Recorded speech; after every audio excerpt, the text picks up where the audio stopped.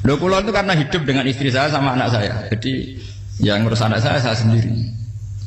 Jarang kula ngurus dalam jarang. Memang itu memang saya punya standar pakai kitab-kitab kados hikam.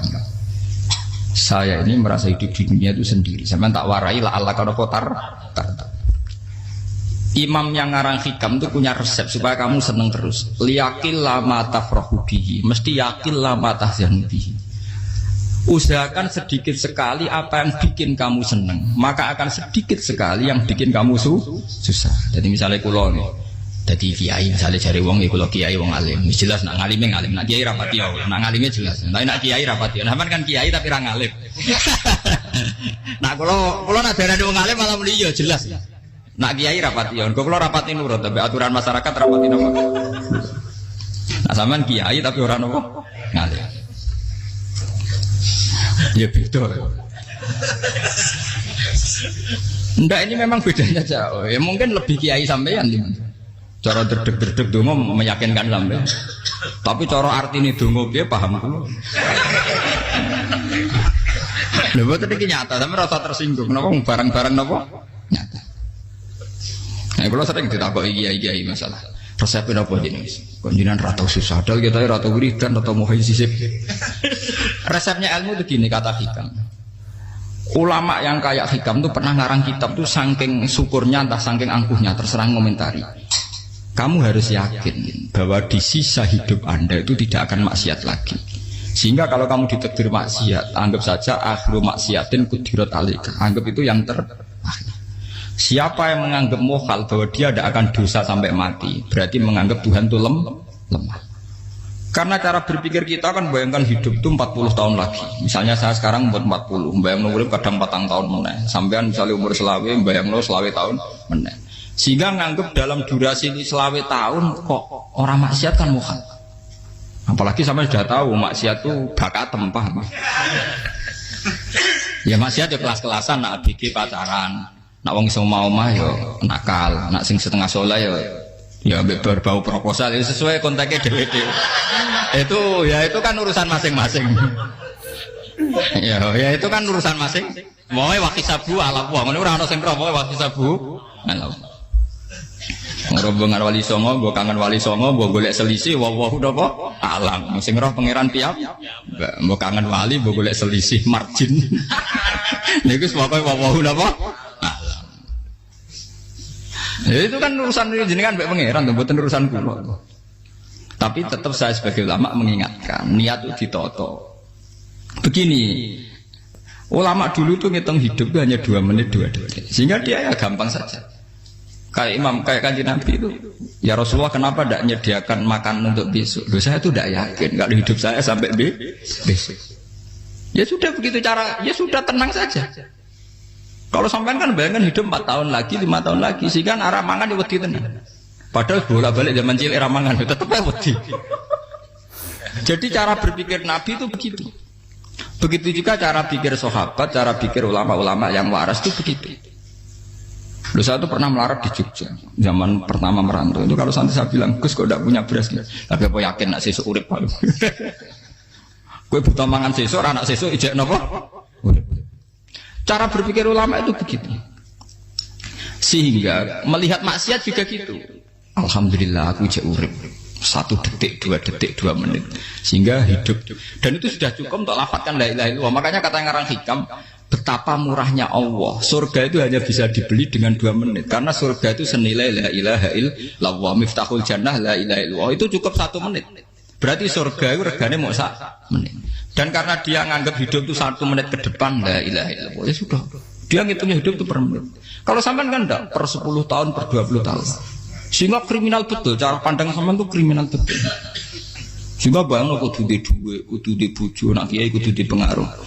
Nah kalau saya enggak. Saya meskipun tidak sehebat itu, tapi mewarisi keilmuan mereka. Jadi misalnya saya jadi ulama, itu bayang dong, di santri mau sitok. Islam kok kayak ke Ahmadiyah ya gitu saja. Ya pokoknya ya sudah gitu. Orang bayang lo santri sing pampinan takwa khusyuk salam tempel demen gelo, demen apa? Lo tanyakan santri-santri saya itu mungkin belum pernah nyuruh istri saya bikin kopi. Bisa dihitung. Karena saya itu sederhana saja. Misalnya saya pergi dari Jogja ini yang nyata salam. Bayang lo bojo gue semaca gawekno kopi, bukakno lawang malah kecewa. Seperti umumnya orang kan gitu. Semerantau ada gawekno bojoku nyambut, digawekno kopi, digodhogno banyu hangat teman, bareng teko bojone wangep kukur-kukur. Karena tarifnya dia ideal, maka mudah kecewa kalau itu tidak terjadi. Nak kula mboten, sembayang napa Yogya bojoku cek uta Islam, nak salat 5 wulan ya sudah gitu. Pakai standar-standar yang minimalis. Saya dari rumah bangun sampai ngaji ya, pokoknya melek, ya sudah nak salat dem-dem napa, mulane sudah gitu. Andai kan saya pakai standar maksimal, maka akan mudah kecewa. Rasulullah juga begitu. Rasulullah itu ngadepi Sayyidah Aisyah, itu ya begitu, ngadepi Hasan Husain. Sehingga tidak ada cerita Nabi mudah kecewa, betul. Karena Nabi bayangkan anak istrinya itu ya minimalis sekali, urusan dunia loh maksudnya minimalis sekali. Misalnya Nabi pagi-pagi tanya, ya Aisyah apa ada sarapan? Tidak ya Rasulullah, ya idzan asumu, kan itu saya puasa. Kalau sampean usul-usul lah juga no kopi wedok opo, itu kan repot. Muni-muni itibak sunnah Rasul tapi tidak pernah sampean mendekati sunnah nopo Rasul. Sehingga ya tenang saja Nabi. Saya tuh alhamdulillah bisa niru dalam gitu-gitu tuh bisa. Makanya ini kiai muda paling enjoy. Banyak kiai-kiai sepuh itu kalau urusan gitu konsultasi sama saya. Gus siapa kain. Ini kalau harus irade karep. Juga saya tidak pernah bayangkan opo tanggaku seneng aku atau orang ngaji aku kecewa, tidak pernah bayangkan. Sampai bukan makhluk, tidak penting. Kecewa tidak kecewa itu tidak benar. Saya itu orang alim, ngerti ini warido kamat lubi, ora warido kum. Yang tak gulai ridane pengiran, antara ridane sing ngaji, ridane konsumen. Itu apa? Makhluk tidak penting. Itu harus dilatih. Harus apa? Sehingga orang itu kalau biasa sholat, maksudnya biasa ta'alluq bi Allah, mesti la'alla katardo, mesti gampang puas. Karena dia iktifak ngalap cukup bi Allah Subhanahu wa ta'ala. Saya sebagai manusia juga sering ditangisi istri. Misalnya saya sering ke Jogja sendirian. Nah ninggalan nopo, ninggalan itu milih pengiran. Misalnya mati ninggalan ya paling aku mau ngapain nih suaraku. Paling uang nangis gue kegiatan. Bukan apa. Ingin saya bahwa konstitusi ulama itu masih iktimat Allah. Kalau kita kan enggak. Cara berpikir kita ngaji itu ideal sing ono podium, sing ngaji kelaminan takwa kabeh, ketunan kaji kabeh, ndiluk kabeh. Kita akan pakai standar-standar yang dengan asumsi kita. Padahal Nabi di zaman sugeng al-iman hahuna wa yusiru ila qalbihi sadrihi salah. Iman itu urusan hati. Komitmen sampean be Allah Subhanahu wa taala. Nah ini resepnya. Makanya kata hikam yakinlah mata frohubi, mesti yakinlah mata senubi. Sedikitlah kamu gembira dengan satu hal, nanti akan sedikit kamu yang kecewa. Artinya misalnya kata kulo sebagai ulama seneng kulo nu ijek iman, ya nggak kayak orang awam. Ya sudah gitu. Jadi misalnya suatu saat kulo jatuh, yang ngaji saya gak semenang jadi kubeding. Uang sing seneng kulo bubar kabeh. Kulo ya susah, miskola darah bener. Gus saiki jenengan ora seneng. Ya tenang saja. Sing ora seneng ya makhluk ora jelas. Dan status mereka tetap la yadurru wa la yan. Ini harus dilatih. Sehingga Nabi itu ya meskipun beliau itu perang, sahabatnya meninggal ya tenang saja. Nabi cara berpikir yang meninggal mereka mati syahid, yang masih hidup dianggap berpotensi melakukan kebaikan. Sama tak warai resep-resep dari Rasulullah Shallallahu Alaihi Wasallam. Saya ini sebetulnya memaksa, menjelaskan ini maksa, karena saya inginnya jadi ulama yang kayak umumnya orang, tidak ideal amat. Tapi kan saya ditakdir ilmunya itu ideal, jadi terpaksa saya jelaskan. Tapi kalau perilaku saya tidak akan ideal. Soalnya ngawur, saake mari Ghafuri pengiran nganggur bolak-balik cerita. Ada seorang wali, karena dia wali itu doa di multazam, ya Allah, saya ini minta satu hal. Karena dia wali maka tidak minta uang, tidak minta jabatan, minta engkau takdir saya tidak pernah maksiat. Itu kan bagus sekali. Minta doa ditakdir gak maksiat kan ada. Dari pengiran malah jabe. Fa'ena ada ukufran. Karena tahu maksiat malah sifat ghafurku tak ada kok endi. Gambarnya pengiran ini sifat ghafurku rak nganggur. Malah tidak ada orang selain Nabi kecuali ditakdir tahu maksiat. Dan sifat ghafuri pengiran efektif. Paham apa? Lara sampean kan ghafure kok nggo kabeh. Dadi karek sadidul iqab. Karena maksiate sampean sering. Jadi sifat ghafure wis berlaku aktif. Saya karek nunggu sifat sadidul iqab. Paham ya? Itu beda dengan wali-wali. Sifat sadidul iqab mau aktif mereka tidak punya dosa. Malah pangeran bingung gak kok sifat ghafure. Apa ada kok Ghafur atau dosa. Didakoki Sadidul kok gak tau maksiat. Jadi pangeran malah sing bingung. Nak kowe ora tau maksiat Ghafur kok tak dakoki. Kok ora tau maksiat, wong iku ora tau apa? Didakoki Sadidul kok gak mungkin atau maksiat. Lah pangeran ape dakok Ghafur kan syaratnya dosa sik. Sampeyan kan walian. Ghafure wis dientekno. Keseringan kepake, paham ya? Karek nopo? Karek Sadidul ikom. Ya itu memang standar Tuhan. Semua Quran itu kalau nyeritakan gitu. Nabi ibadi anni anal ghafurur rahim. Kaulaku ceritani aku ghafurur rahim. Tapi yo ceritani wa anna adabi wal adabul alim. Jadi Nabi ibadi anni anal ghafurur rahim wa anna adabi wal adabul alim. Kalau Nabi Ibrahim, Nabi Muhammad inna rabbaka lasariul iqab. Pangeran cepat nyiksane, tapi wa innahu laghafurur. Jadi dua sifat ini pasti aktif. Dan tentu ulama itu senang sifat ghafur itu ya meskipun aktif, tapi mereka tidak pernah ngambil fasilitas sifat apa? Kalau baleni malih. Sehingga kayak Sayyidina Umar radhiyallahu anhu ketika beliau pertama jadi khalifah, ini cerita di kitab Hayati Sahabat. Pertama dia jadi khalifah, orang mengira dia akan ngomong hal-hal yang besar, visi besar tentang negara, visi besar tentang izzatil Islam wal muslim. Tapi ketika Umar pertama pidato begini, ayuhal muslimun ayuhan nas, ana, dari kata Sayyidina Umar, ana hulamun min bani Mahsud, akulu min kholati. Saya ini pemuda dari Bani Mahsud.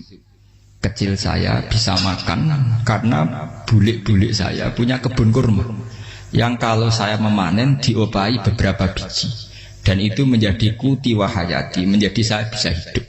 Terus wassalamualaikum warahmatullahi wabarakatuh. Orang itu penasaran semua. Orang jadi khalifah pertama dibendem jadi amirul mukminin, pidatonya ngenang masa kecilnya ra kelar mangan, kelare mangan mergo buruh bulike. Paham ya? Ngondoh kurma terus dikai tamarotin, beberapa kurma sing dadekno iso. Dan itu saya pakai sampai ketemu Allah Subhanahu wa taala saya pakai. Misalnya sekarang saya mulya, misalnya kalau dibilang mulya ya ana sing nyucup, ana sing husnudzon, ana sing hormat macam-macam sawangane. Itu bodoh sekali kalau saya menikmati itu, bodoh sekali. Paling banter nikmati dicucup dihormati itu apa? Tapi kalau nikmatnya bisa makan saat itu tuh nyawa. SBY jadi presiden prestasi, Gus Dur jadi presiden prestasi, tapi umpama presiden tetap mangan. Prestasi tertinggi ada bisa makan selisat dirumki gojo-gonyo. Makanya Umar mengingatkan, sebetulnya nikmat tertinggi saya itu tidak saat saya jadi khalifah, saat itu kok aku iso mangan, cara gak aku mati. Paham ya? Jadi itu luar biasa. Kita ini kan menjadi angkuh karena ngitung nikmat itu yang besar-besar, punya prestasi, punya.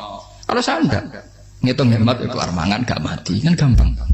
Sehingga saya tidak mudah kecewa karena tarifnya minimalis, gak gampang apa? Jadi misalnya kalau kapan-kapan kok berhubung, Gus ini ki Tuhan rasanya jangan ngeten-ngeten. Oh makhluk itu ya gak apa-apa. Kalau di status kiai kan seakan-akan ngomongnya sakral, seakan-akan mandi. Tapi nak tak status, oh makhluk itu ngomong ngono ya sudah kan. Menjadi kan di statuskan sebagai apa?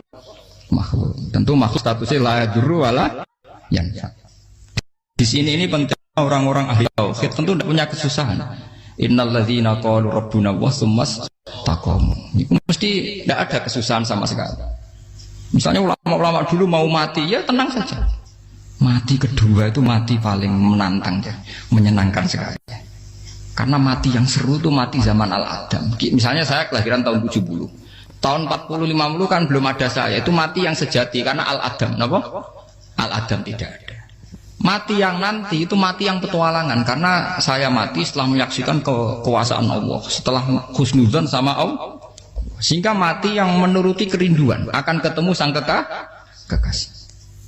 Makanya Jalaluddin Ar-Rumi ketika mau meninggal dan orang-orang muridnya nangis, dia marah-marah. Hei murid-muridku, betapa bodohnya engkau. Saat kayak ini yang saya tunggu, saya sudah menyesal berusaha mbak Allah dat cinta senang. Aku kecewa waktu makhluk-makhluk koyo kowe. Saiki wis wayahe aku goleki kholik dat cinta senengi malah mbok tangi. Cek bodone kowe. Saat-saat sing tenteni malah mbok tangi. Betapa aku lamanya menunggu kematian ini. Mergo hidup itu keterpisahanku mbek Allah, kemen ketemu kowe. Mulane Jalaluddin Rumilah yang mengistilahkan mati itu malam pengantin. Makanya fal'an awanus sirok minkum wa awan wisol habibi. Ini saat yang indah karena ketemu dengan berpisah dari makhluk-makhluk yang tidak penting menuju sama habibi kekasihku. Jadi yang misalkan mati itu malam penganten. Semenjak istilah itu populer sehingga di Jawa anak ngipi jadi nganten takwilane mati.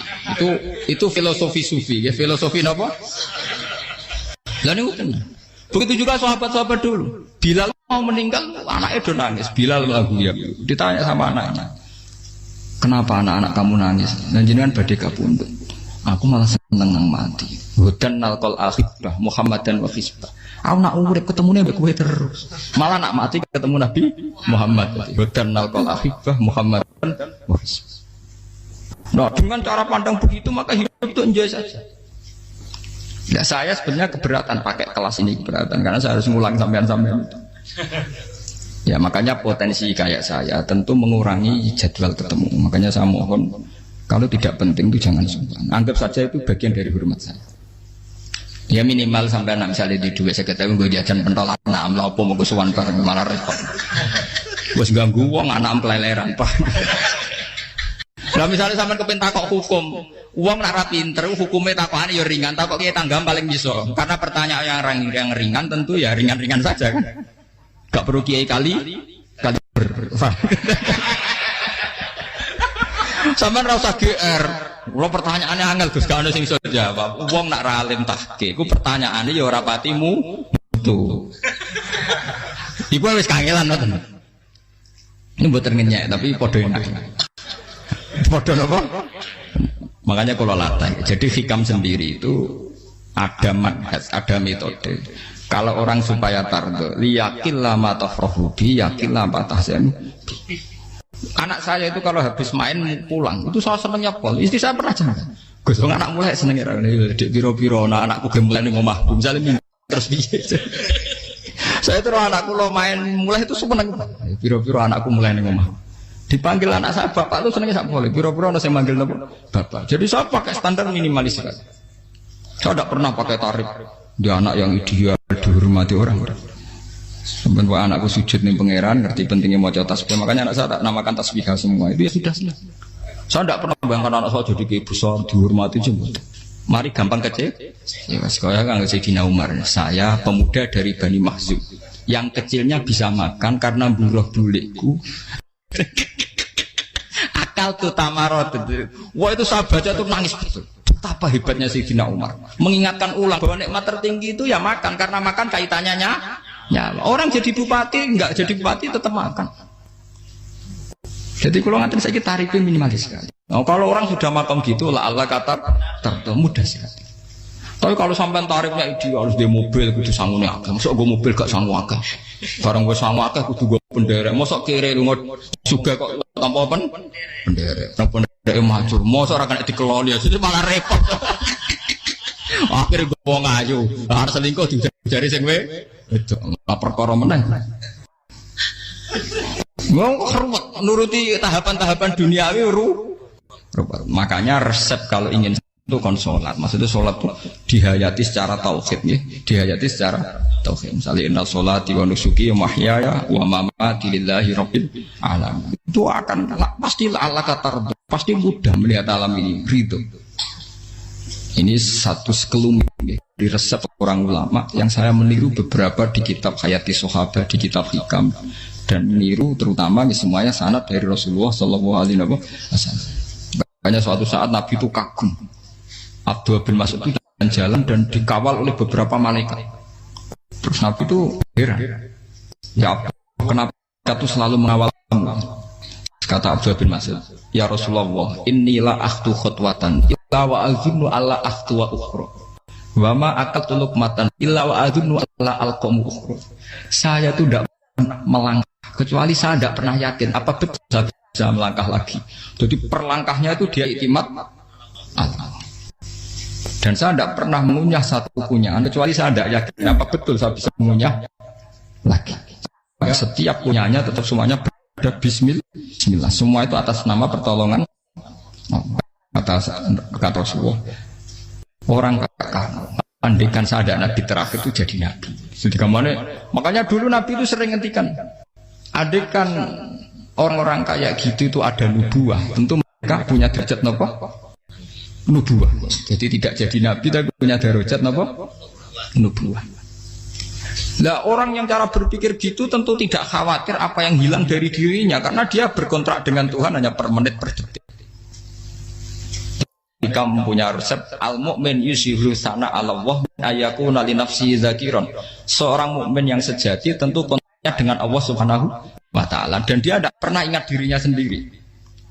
Kayak sampai pas umat tapiil, Allahu akbar, Allah maha besar, subhanak. Selalu ana wong ngrasani lali termasuk lali utange barang iku. Tapi yang jelas kan menjadi enjoy dengan dirinya sendiri. Paham ya? Menjadi enjoy dengan dirinya karena dia tidak sering punya kontrak dengan makhluk. Nah ini maksudnya Allah apa? Janganlah Allah kata kamu pandang. Apa nak sholat terus kabul kaja? Apa nak sholat terus untuk duit ya bar.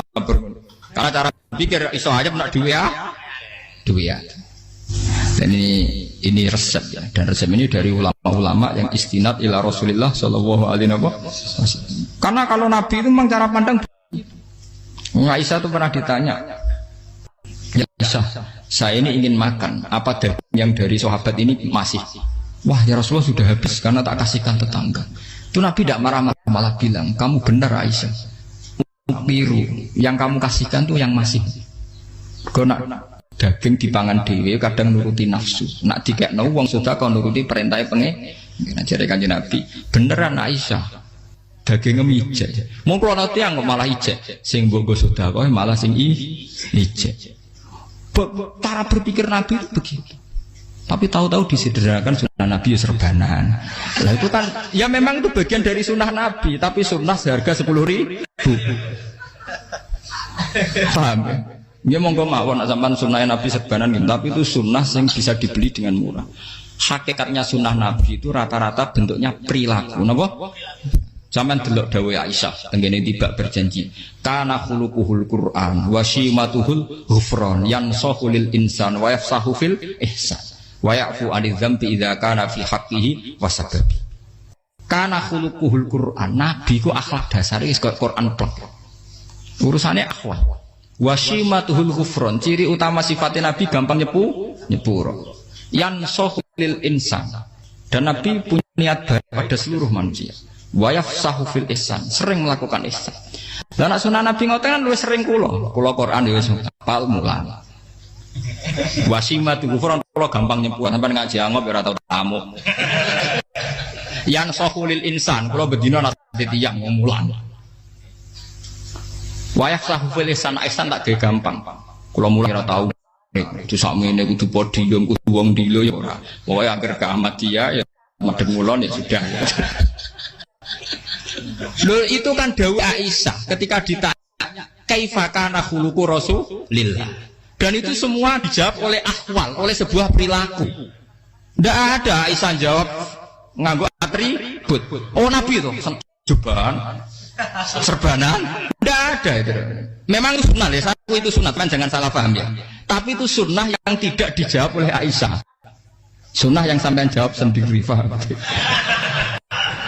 Aisyah yang istrinya Rasulullah ketika ditanya kaifa kana khuluqu Rasulillah, beliau jawab kana khuluquhul Qur'an wa simatuhul ghufran yansahu lil insan wa yafsahu fil ihsan.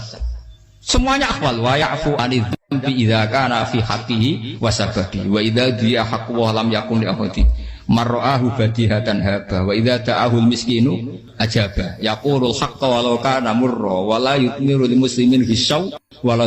Semuanya itu akhwal, satu perilaku sosial. Saya mengakui kalau serbanan sunnah. Ya saya ngakui. Tapi sunnah wis karena saya mewakili yang akhwal tadi yang apa? Lah mungkin untuk sampeyan monggo kalau untuk ngisi sunnah. Tapi mbok ya adil itu. Ini bukan kritik mboten nggih. Yang meyakini serban sunat kan sudah banyak dan itu bagus. Tapi cobalah juga meyakini ahwalu Rasulillah. Makanya man sanna sunnatan itu rata-rata ulama maknani siapa yang ikut sunnahnya Nabi. Rata-rata ulama nafsir ahwalu Rasulillah wa af'alu. Perilaku sosial Rasulullah. Makanya terusannya wa idza ja'ahul miskinu ajaba. Kalau dipanggil orang miskin ya datang. Ya maksudnya ada harus orang miskin manggil pas resepsi kawin boten. Misalnya ana wong melarat kuwi di sepeda motor, wong melarat iki yo ngeteroni puskesmas ya mbok terno. Wong melarat loro yo nukono misale apa minyak kayu putih mbok tekani. Ora kok ngerti-ngerti mbok musan walimatul urus sing wajib piye lho. Payah. Dolan Jahal miskin aja ora ana hadise urusan walimatul urusan mboten. Kalau orang miskin manggil ya. Dalam riwayat hadis ya Nabi sering dipanggil orang miskin. Ya Rasulullah, mbok datang ke rumahku, ada apa? Terus ya Nabi, saya tuh ingin rumahku sing elek jenengan nate salat teng mriku. Ya Nabi datang ya salat saja ora ada jamuan. Fi ayyi makanin aradta an usolliya fi. Kamu di tempat mana kamu seneng salat teng mriki ya Rasulullah. Ya Nabi salat. Sing ngundang ya waras pisan. Kenangan mek Nabi kok mae dienggo salat Nabi. Ambean tahu tanggung kiai kon sholat, kon promosekno anakmu itu paham. Kiai itu nggak nunggu kersane ketampi PNS, padahal kiai ini dia anak era PNS. Kalau dulu kan sahabat ngundang Nabi itu ya gitu. Ya Rasulullah, saya itu ingin sekali engkau sholat di rumahku, fatakhidahu musollan. Kemudian tempat yang pernah engkau sholati mau tak pakai musola pribadi. Makanya masjid kiblat itu rumahnya sahabat, karena dulu Nabi pernah sholat di satu tempat, adalah ono perintah takhlilul kiblat itu di rumahnya sahabat. Itu sahabat dulu itu kalau ngaturi Nabi itu kenanya ingin Nabi pernah sholat di situ. Nah, ilmu ngeten ini mentek. Ya untungnya ten kula, dadi ono sing eling-eling ya, Bang. Nah, sampean kudu syukur ya, artinya syukur ya. Orang kayak saya itu tidak usah sampean dikte-dikte ngikuti hukum adat. Kalau ngoten sampean gelo mergo kula ora iso teko, kula ya gelo perkarane ulama kok mbok atur. Makanya saya sering guyon cerita, saya itu kalau di pasar Pandangan dulu tuh anyaran boyong sering di pasar, ditanya sama Gus wong alim kok di pasar. Piye? Aneh to. Ya aneh kuwi. Aneh piye? Bodhonya wong alim. Kadang masyarakat tuh tidak sadar keanehan dirinya sendiri. Mereka enak saja merasa kalau orang alim ke pasar itu aneh. Mereka tidak sadar orang bodohnya wong alim ya aneh. Enak saja mereka mikir sepi. Faham ini supaya sampean la Allah kan apa tar. Makanya untuk Rasulullah, Nabi itu sering ngendikan nek ana tamu hormati. Tapi etika mertamu di Rasulullah itu walakin idza du'aitum. Mertamu Nabi itu nunggu ditimbali. Walakin idza du'itum du'iya mabni majhul. Ketika kamu ditimbali jadi ya ayyuhalladzina amanu la tadkhulu buyutan nabiyyi illa ayyudzana lakum. Jadi untuk sowan Nabi itu nunggu di panggilan. Meskipun sahabat tuh rindu Nabi tidak berani sowan ke dalamnya Nabi. Kalau ingin ketemu Nabi di barno pas salat.